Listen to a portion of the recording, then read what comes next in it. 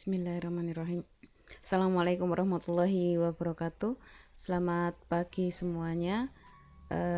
Kali ini kita sudah sampai di pertemuan atau minggu ke-11.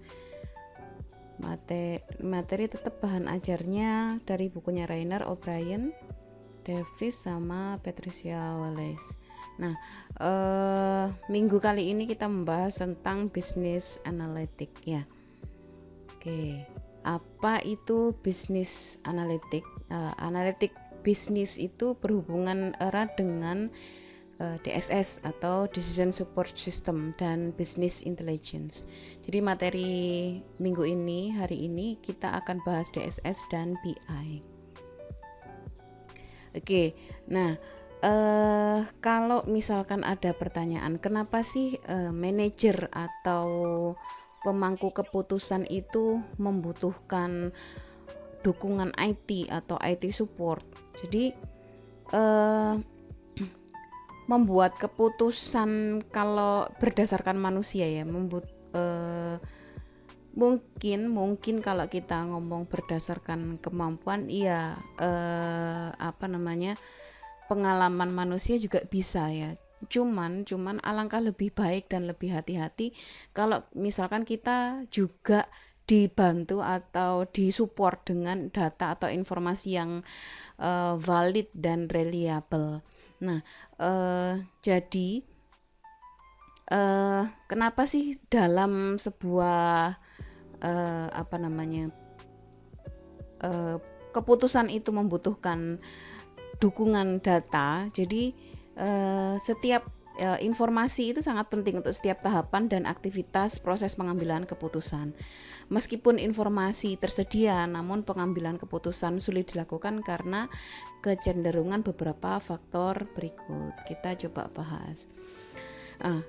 Apa saja yang hambatan-hambatannya? Yang pertama, jumlah alternatif terus meningkat karena inovasi dalam teknologi, komunikasi yang lebih baik, perkembangan pasar global, dan penggunaan internet dan e-bisnis. Nah, yang selanjutnya yaitu adalah kunci pengambilan keputusan yang baik adalah menjelajahi dan membandingkan banyak hal alternatif yang relevan atau berhubungan.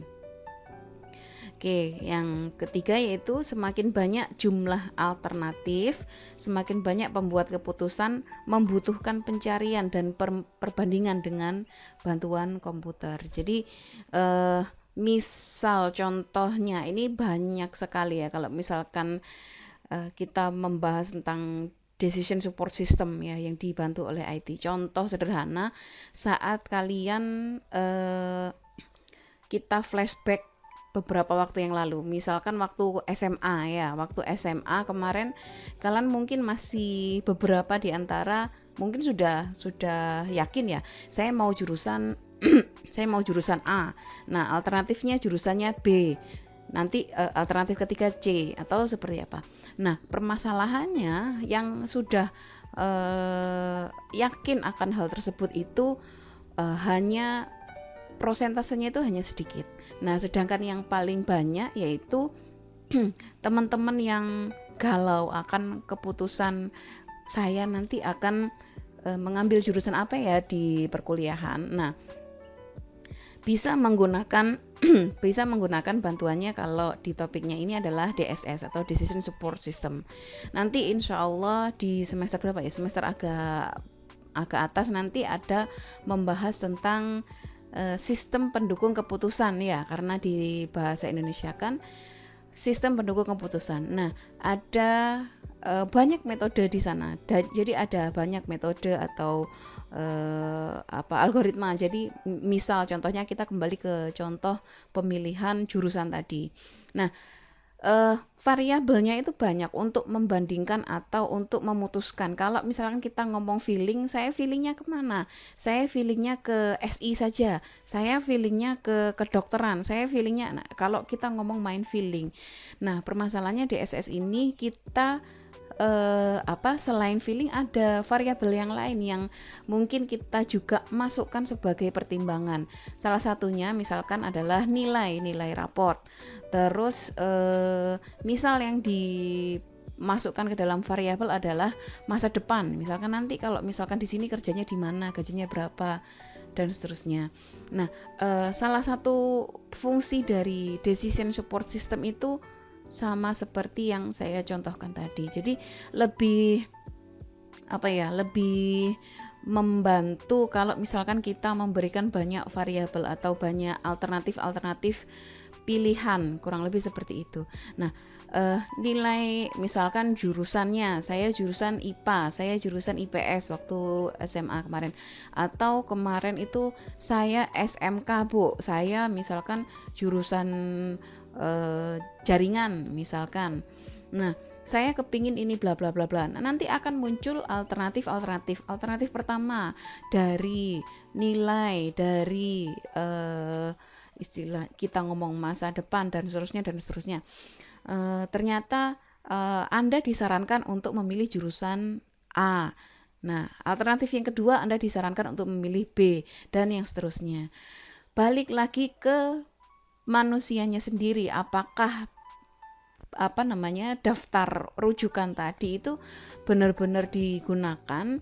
Kalau misalkan iya, ya berarti memang sistem informasi tersebut atau decision support system tersebut itu membantu pengambil keputusan dalam mengambil keputusan dengan berdasarkan data atau informasi yang jauh lebih akurat. Jadi balik lagi, yang kita bahas di sini adalah kita akan membahas tentang data. Kita mau mengumpulkan data-data ya. Oke, selanjutnya. Sebagian besar keputusan harus dibuat di bawah tekanan waktu. Nah, ini salah satunya juga.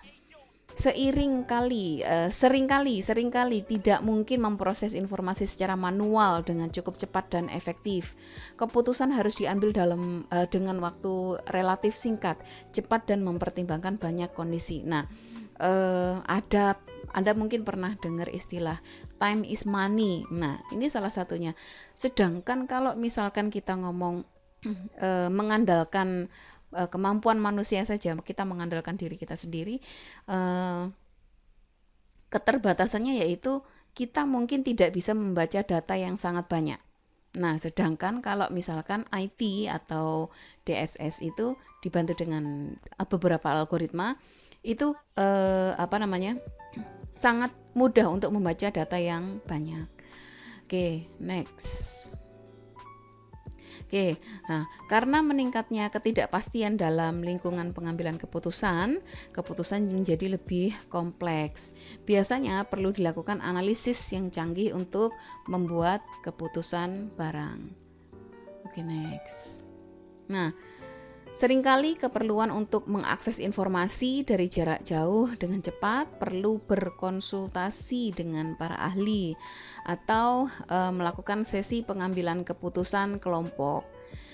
Semuanya tanpa menimbulkan biaya yang besar. Pengambil keputusan serta informasinya dapat ditempatkan di lokasi yang berbeda.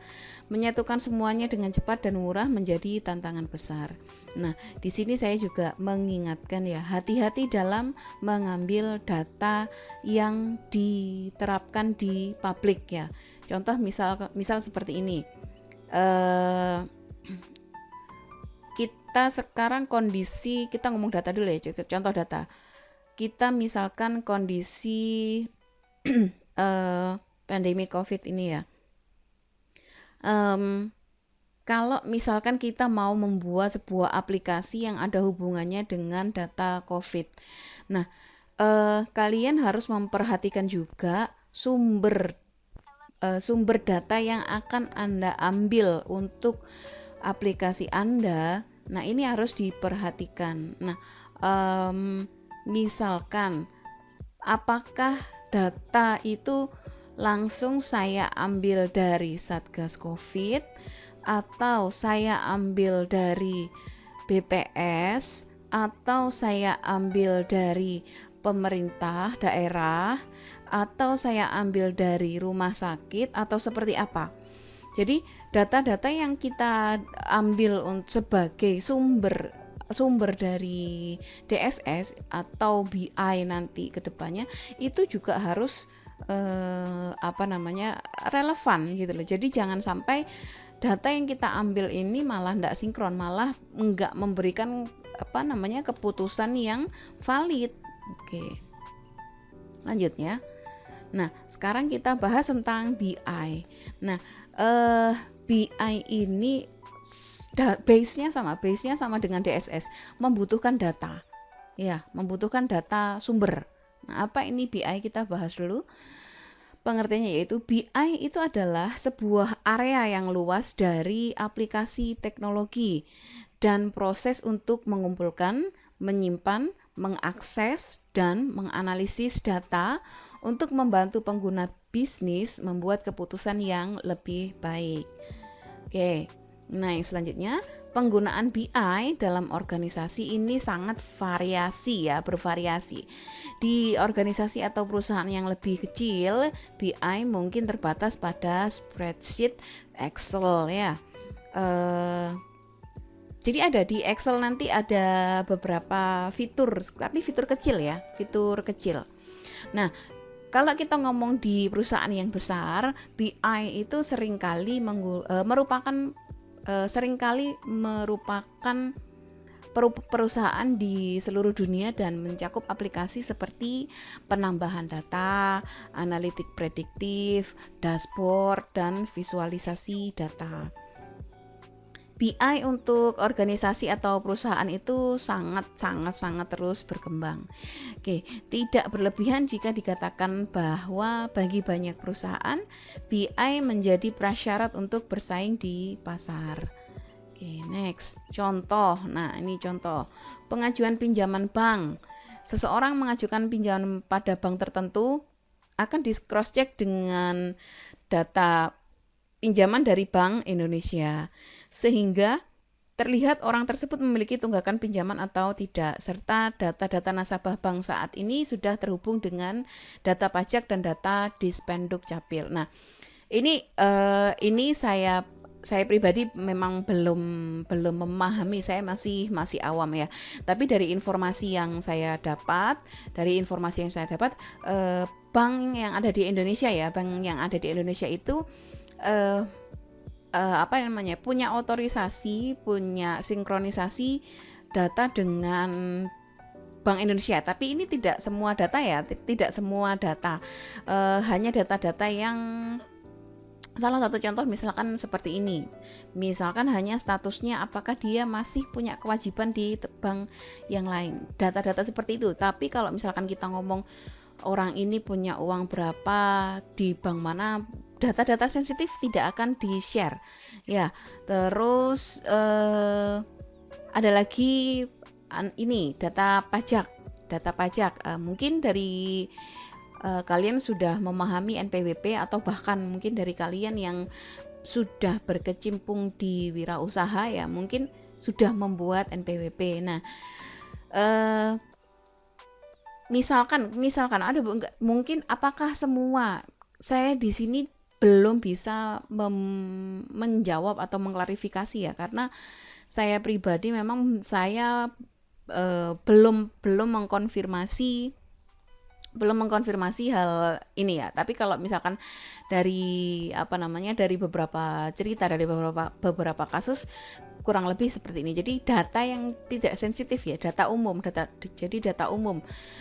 Contoh misalkan dari NPWP, orang tersebut yang mau mengajukan kredit, misalkan yang mau mengajukan pinjaman ke bank, dicek apakah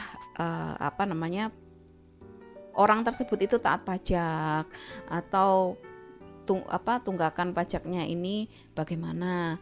Terus mungkin disinkron lagi dengan Bank Indonesia, apakah dia mengajukan kredit sebesar berapa gitu, apakah dia ternyata di bank yang lain juga memiliki tunggakan atau seperti apa. Nah, ini kurang lebih contoh sederhana. Nah, oke, ini beberapa. Nah, ini ada referensinya dari link yang ada di bawah ini ya. Ini. Oke, ini contoh-contoh yang lain. Ada manajer produk promosi. Manajer promosi ingin menganalisis pengaruh tiap jenis media iklan di koran, majalah, dan TV terhadap penjualan produk. Contoh misalkan Anda ada di ada di bagian produksi. Nah, eh, anda misalkan benar-benar menganalisis, kalau misalkan saya membuat iklan di koran ini kira-kira kalau di era yang seperti ini efektif enggak? Kalian benar-benar menganalisisnya bagaimana. Kalau misalkan saya letakkan di majalah, di TV, di medsos, nah kurang lebih seperti itu. Nah lebih ke kalau datanya Anda mengumpulkan entah itu kuesioner, entah itu data mentah atau seperti apa. Anda mengenal produk ini dari mana? Dari iklan atau dari iklan bersambung, misalkan mouth to mouth, pemasaran dari mulut ke mulut misalkan. Jadi dengar dari teman atau seperti apa. Nah ini mungkin ada beberapa teknik pemasaran itu nanti mungkin kalau di SI nggak akan dipelajari, tapi lebih ke teknik pengumpulan data dan decision support system. Oke, yang selanjutnya manajer HRD dapat menganalisis pengaruh kenaikan gaji terhadap peningkatan produktivitas pekerja di lantai pabrik, maksudnya di pabrik gitu ya. Contohnya misal seperti ini. Kalau misalkan ini nanti tim ya yang bekerja. Kalau misalkan saya naikkan gaji dari para pekerja, kira-kira bagaimana kinerjanya atau produktivitasnya, apakah tetap, apakah meningkat atau tambah menurun kalau misalkan gajinya ditambah. Nah ini Anda bisa menggunakan beberapa algoritma atau beberapa metode decision support system atau bahkan di BI pun juga bisa. Oke, nah selanjutnya manajer penjualan ingin mengetahui pengaruh musim dan kepadatan penduduk terhadap penjualan es krim di tiap daerah. Nah ini misalkan ada es krim terkenal di Indonesia, es krim dinding ya, es krim dinding, tahu kan es krim dinding ya. Nah ini misalkan bagaimana penjualan di daerah Surabaya. Nah misalkan kalau kita ngomong wilayah Surabaya itu kan ada yang padat penduduk, ada yang ada yang tidak terlalu padat penduduknya. Nah ini diambil datanya juga kurang lebih seperti itu. Atau mungkin ada lagi, Anda mau mendirikan toko atau Anda mau mendirikan pabrik, Anda menganalisis lingkungannya. Kira-kira di lingkungan ini kalau saya mau membuat toko baju, mau toko apa gitu. Kita lihat kira-kira di wilayah ini membutuhkan toko tersebut enggak? Atau kalau kita ngomong masalah pabrik, kira-kira kalau saya membuat pabrik di sini kira-kira imbasnya bagaimana dengan sekitar? Apakah bagaimana? Kurang lebih seperti itulah. Kurang lebih intinya metode atau algoritma yang akan digunakan di BI atau DSS ini membantu dalam mengambil keputusan yang sekiranya kita tidak bisa memutuskan secara cepat dan dengan cepat dan tepat, kurang lebih seperti itu. Oke, next. Nah ini alur BI. Nah mungkin ya yang awalnya ini adalah diawali dari transactional databases. Ini contoh sederhana ini adalah kalau kita ngomong transaksional itu yang beberapa minggu yang lalu kita bahas ya, CRM, SCM. Nah, ada lagi Human Resource Information System, apalagi penjualan, sales, terus apalagi eh, semuanya. Nah, ini lebih ke transactional databases ya. Kalau yang kita bahas contoh sederhananya seperti apa, Bu? Contoh sederhananya ya seperti Anda datang di Indomaret beli apa, misalkan beli air minum, beli roti atau beli apa gitu. Nah, itu adalah transactional databases. Jadi kalau data transaksi yang disimpan kalian beli apa, datanya masuk ke ke komputer kasirnya ya. Yang data yang tersimpan, history, misalkan penjualan hari ini berapa jumlahnya, berapa rupiah, apa saja yang dibeli. Nah, itu adalah transactional databases. Ada lagi transactional databases kalau di kasusnya akademik. Nah, transactional databases adalah contoh presensi. Nah, itu transactional databases. Kehadiran kalian kan tercatat ya kan di sistem. Nanti tersimpan di database. Itu transactional databases. Kalau misalkan lagi studi kasusnya kita ubah di perbankan. Nah, transaksionalnya seperti apa? Transaksionalnya itu adalah misalkan kalian nabung, kalian masukkan uang ke bank, itu tercatat sebagai pemasukan, atau kalian ngambil di ATM uang. Nah, itu transaksional, datanya kan tersimpan di database. Nah, itu yang disebut dengan transactional databases ya. Nah, yang selanjutnya adalah karena transactional databasesnya itu kan tidak tertutup harus database yang sama ya.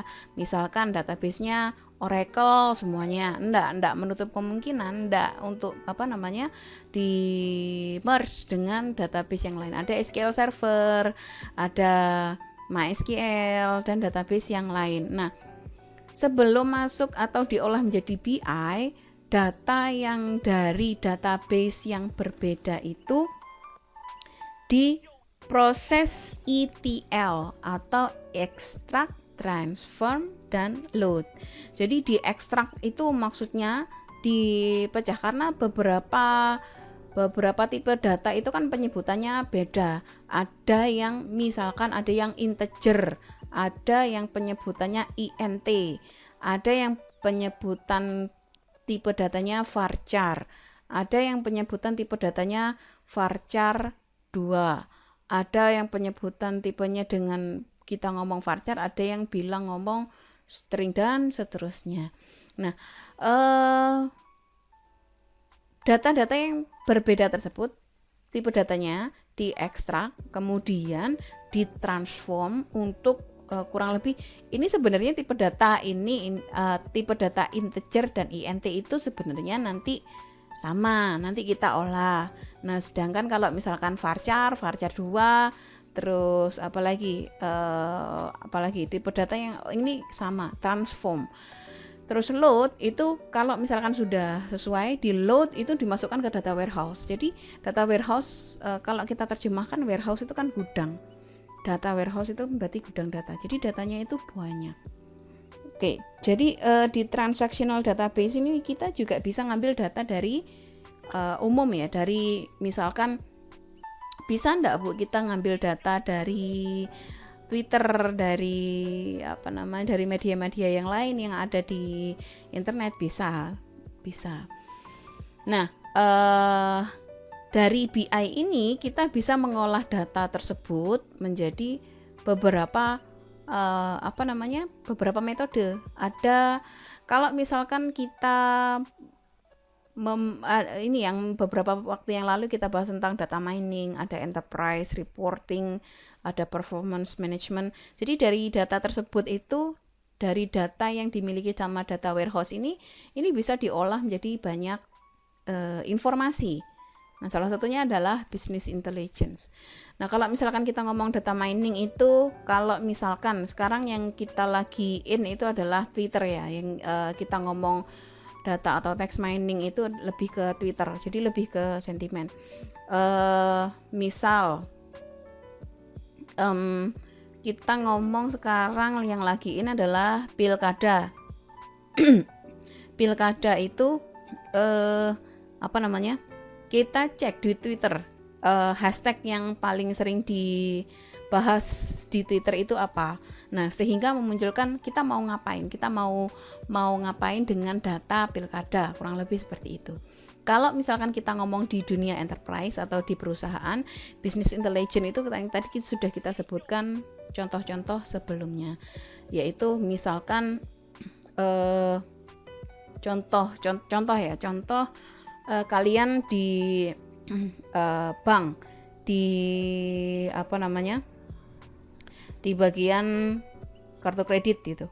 Kartu kredit itu kan ada level ya, ada level entah itu apa itu, level gold, platinum, terus apalagi ultimate diamond atau seperti apalah, intinya beberapa kartu kredit itu memiliki beberapa level user ya. Dari bedanya apa sih Bu? Bedanya lebih ke limit utang yang bisa diambil menggunakan kartu kredit tersebut. Kartu kredit itu kan kartu ngutang kan, jadi kita ngutang untuk dibayar periode berikutnya atau bulan berikutnya. Nah, saat Anda mau memberikan keputusan untuk menawarkan misalkan yang ultimate ya, yang benar-benar yang limit pinjaman ya, misalkan limit pinjaman mulai dari 10 juta, 25 juta atau sampai dengan berapa ratus juta misalkan seperti itu. Nah, permasalahannya Anda punya program untuk menawarkan kartu kredit dengan limit yang paling tinggi. Nah, pertanyaannya apakah data semua nasabah Anda tawarkan? Kalau misalkan semua nasabah yang ditawarkan ya bisa bangkrut banknya. Kenapa? Karena ya diambil semua uangnya, terus habis itu orangnya kabur, enggak mau membayar tunggakannya. Jadi dicek lebih ke pola transaksinya dia. Misalkan kita nganalisis data berapa transaksi tiap bulan yang dia jalani, misalkan berapa dia sering bertransaksi enggak. Kalau misalkan sekali transaksi itu berapa besarannya, terus bagaimana pola pembayarannya. Kalau misalkan pola pembayarannya dia sering nunggak, kayaknya enggak akan muncul sebagai suggestion untuk diberikan tawaran kartu kredit dengan limit yang paling tinggi. Jadi kurang lebih seperti itu. Jadi datanya tersebut itu ada. Jadi yang memberikan data bukan manusianya, tapi dari datanya yang punyanya BI ini. Oke, next. Oke. Nah, DSS, sistem pendukung keputusan ini atau DSS, Decision Support System, ini menggabungkan model dan data dalam upaya untuk menganalisis masalah semi terstruktur dan beberapa masalah tidak terstruktur yang melibatkan keterlibatan pengguna yang luas. Model adalah representasi yang disederhanakan atau abstraksi dari kenyataan. Oke. Terus DSS memungkinkan manajer bisnis dan analis mengakses data secara interaktif, memanipulasi data dan melakukan analisis yang sesuai. Ini kalau yang paling hit di DSS ini sebenarnya sudah old fashion ya. Ini adalah metode AHP. Ya, nanti kalian akan paham sendirilah metodenya. Nanti kalau insya Allah kalau sudah ketemu dengan mata kuliah sistem pendukung keputusan ya. Oke, yang selanjutnya, SPK itu dapat meningkatkan pembelajaran dalam berkontribusi pada semua tingkat pengambilan keputusan. Yang selanjutnya, DSS juga menggunakan model matematika. Nah, mereka memiliki kemampuan terkait sensitivity analysis, what if analysis, and goal seeking analysis. Oke. Nah, Ini apa saja yang saya sebutkan sebelumnya ini. Analisis sensitivitas yaitu studi tentang dampak perubahan dalam satu atau lebih bagian dari model pengambilan keputusan terhadap bagian yang lain. Sebagian besar analisis sensitivitas memeriksa dampak perubahan variabel input terhadap variabel output. Nah, ada what if analysis. Apa ini what if analysis? Ini membangun model, harus membuat prediksi dan asumsi terkait data masukan input ya, didasarkan pada penilaian masa depan yang tidak pasti. Hasilnya bergantung pada keakuratan asumsi ya, yang bisa sangat subjektif. Analisis what if itu mencoba untuk memprediksi dampak perubahan asumsi atau input data ya pada solusi yang diusulkan. Nah, yang selanjutnya ada analisis apa? Analisis goal seeking. Analisis pencarian goal seeking ini mewakili pendekatan solusi terbaik. Mencoba menghitung nilai input yang diperlukan untuk mencapai tingkat output yang diinginkan. Misalnya, analisis awal BI memperkirakan keuntungan sebesar $2 juta ya. $2 juta. Manajemen mungkin ingin mengetahui volume penjualan yang diperlukan untuk menghasilkan keuntungan sebesar $3 juta. Nah, untuk mengetahuinya mereka akan melakukan analisis goal seeking ini. Oke. Nah, aplikasi BI ini untuk yang menampilkan hasil ini ada beberapa model. Yang pertama ada dashboard, ada data visualization technique. Dashboard itu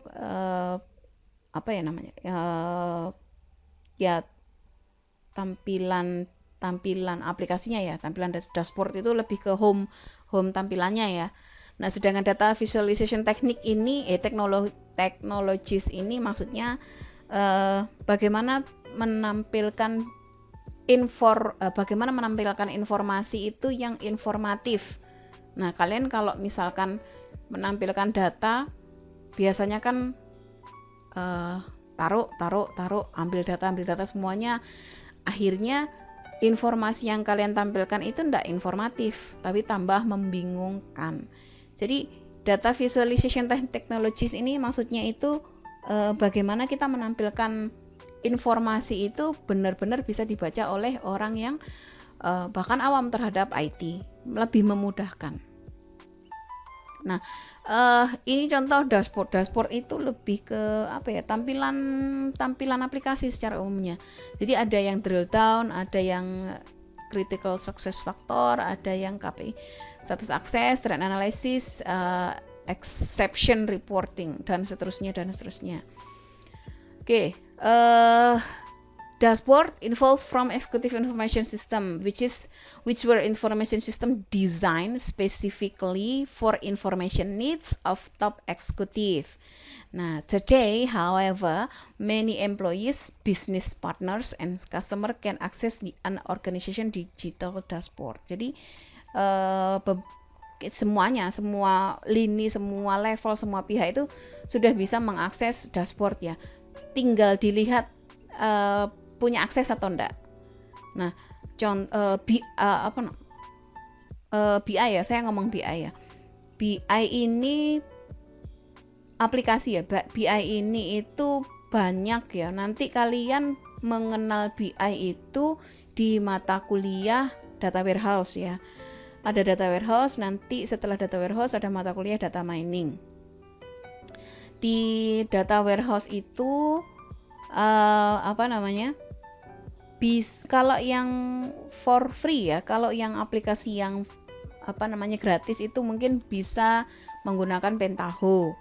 Kalau misalkan mau yang license itu SQL Server BI ada, Oracle pun juga ada yang BI, ada lagi banyak, ada yang banyak yang kalau misalkan kita mau, kalau misalkan nanti kalian akan Ya, dosennya itu kurang lebih ya, yang saya kalau nggak salah sebut, ada Bapak Irwan yang sekarang jadi Kapuskom itu, ada Ibu Eka, ada Ibu Amel, kurang lebih seperti itu. Nah, eh, kalau misalkan saya atau Bu Siti ini lebih ke IT governance ya, lebih ke IT governance bukan development. Jadi ada spesifikasi apa namanya bidang minat dosen-dosennya. Nah, untuk text mining ya nggak lepas dari dosen-dosen tersebut, nggak lepas dari dosen-dosen apa namanya data warehouse.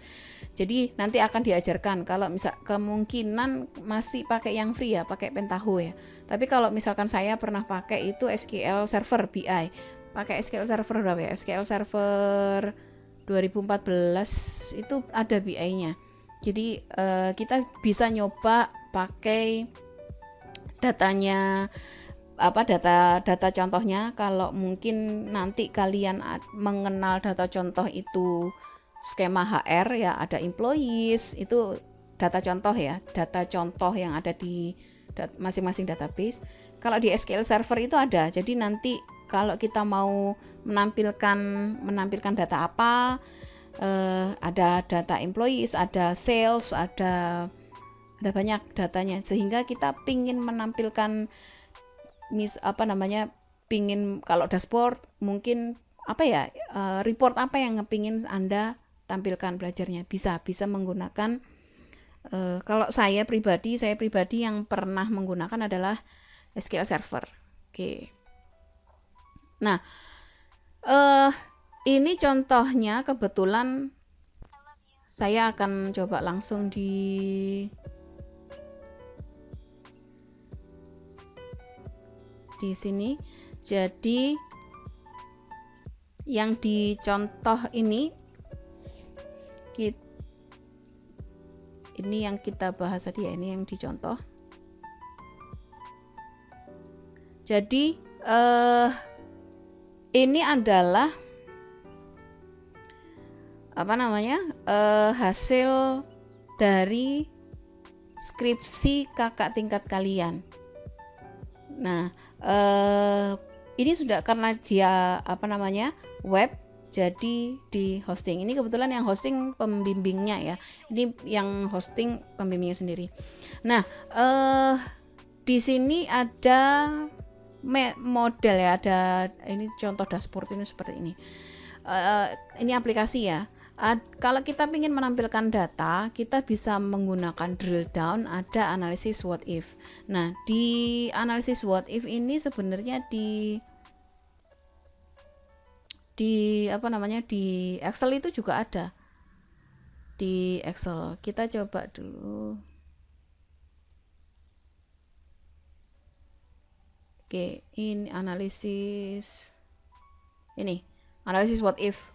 Kalian bisa menggunakan ini selama datanya ada. Ini kan data kosong, ini masih kosong. Anda bisa menggunakan analisis. Ini ada skenario manager, ada goal sheet, ya kan?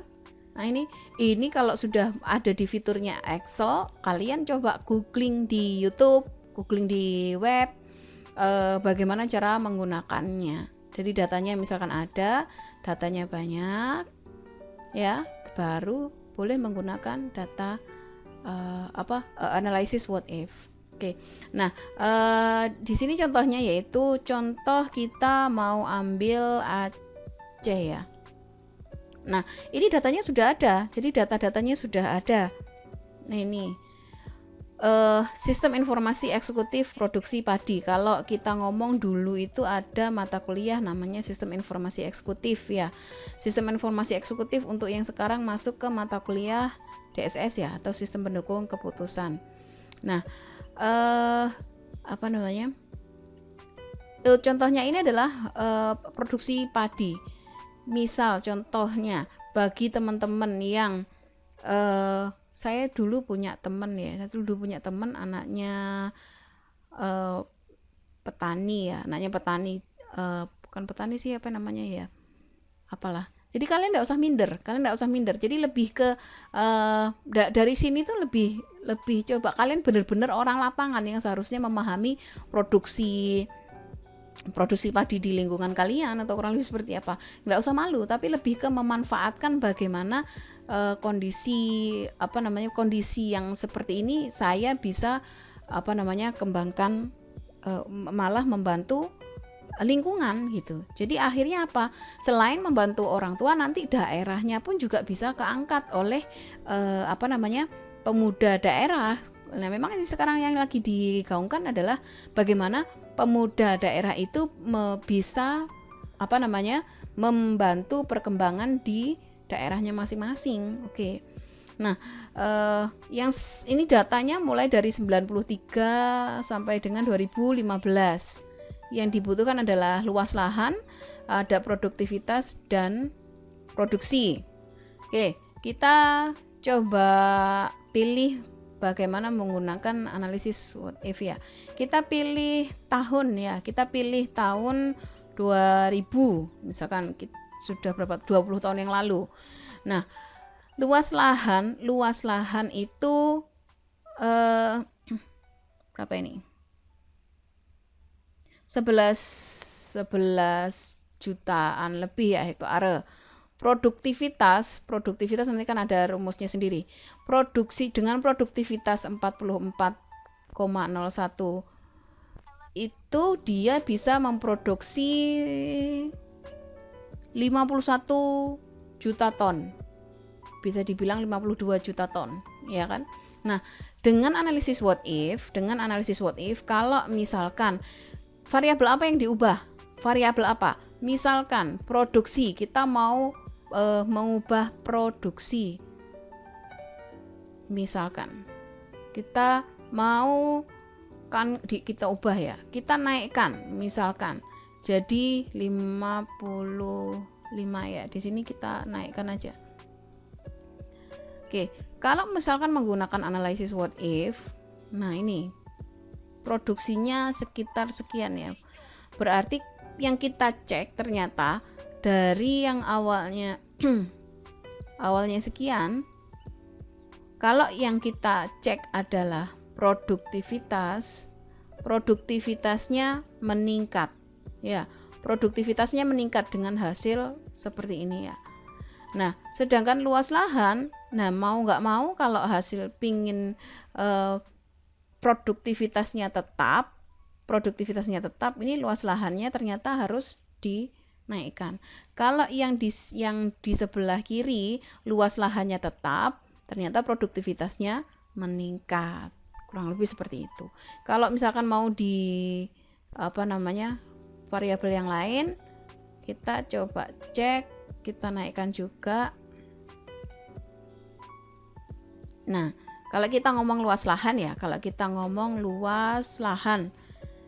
ini ya kan, luas lahan ya. Kalau kita ngomong luas lahan yang kita naikkan coba produksi nilainya, sorry ini salah. Luas lahan ya. Luas lahan, sorry saya tadi belum. Luas lahannya kita coba naikkan. Luas lahannya berarti tambah dibesarkan ya kan. Kalau misalkan produktivitasnya tetap, maka produksinya meningkat. Nah, kalau misalkan luas lahannya kita naikkan, produksinya tetap, maka produktivitasnya jadinya menurun. Kenapa? Karena luas lahannya tambah, produksinya tetap, berarti kan produktivitasnya jadi menurun. Oke. Kalau drill down ini kan ada grafik. Grafik ini ada di high chart. Ini ngambil dari high chart, ya kan? Ini ada datanya juga, tinggal diklik. Karena ini ada hanya dua level, maka ini nggak bisa diklik. Kalau misalkan Anda ingin diklik lebih detail lagi, ini query-nya yang main query di ini ya. Ada cara-caranya di highchart.com. Ini ada cara-caranya. Ya, ini back to produktivitas. Kalian klik yang mana? Nah. Oke, ini kalau misalkan lebih dalam lagi, ini kita main query. Nah, kalau main query ada di mata kuliah SQL. Ada line area. ada productivity, production, ini datanya dari yang tadi. Oke, ini metode drill down. Nah, yang selanjutnya ini what if analysis ya. Nah, ini ada data visualization technologies, ada menggunakan GIS ya. Is a computer-based system for capturing, integrating, manipulating, and displaying data using digitized maps. Its almost distinguished characteristic is that every record of digital object has an identified graphical location. Nah, ini contohnya. Ini juga diambilkan oleh Pak Agung ya. Ini dari bimbingan skripsi beliau. Ini saya ditunjukkan. Ini juga contohnya sistem informasi geografis di wilayah Gresik. Ini banyak sekali yang kemarin yang bimbingan masalah GIS ya. Ini kalian bisa cek misal di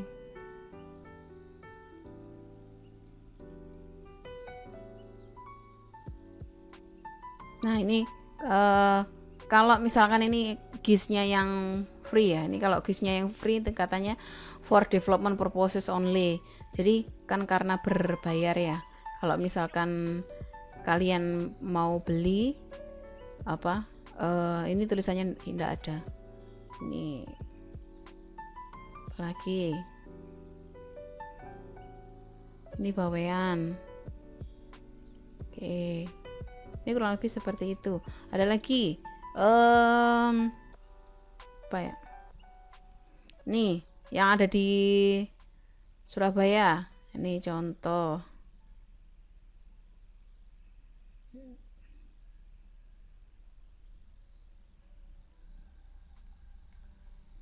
Ini kalau yang ada di Surabaya ya. Ini image, ini coba.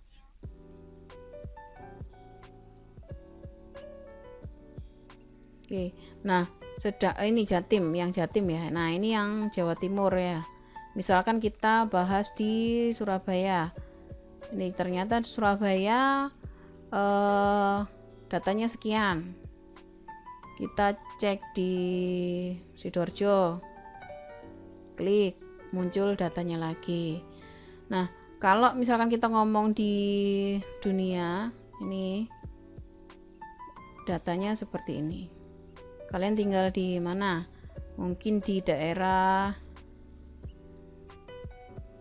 ada daerah Batu, atau kalian di daerah, nah ini lebih banyak ini anak Madura ini, misalkan cek di Madura, ini datanya bagaimana? Ini kalau yang di Jatim ya. Oke, saya rasa materinya cukup sekian saja ya untuk minggu ini. Semoga semua dalam keadaan sehat dan jauh lebih baik. Sukses untuk semuanya. Selamat pagi. Assalamualaikum warahmatullahi wabarakatuh.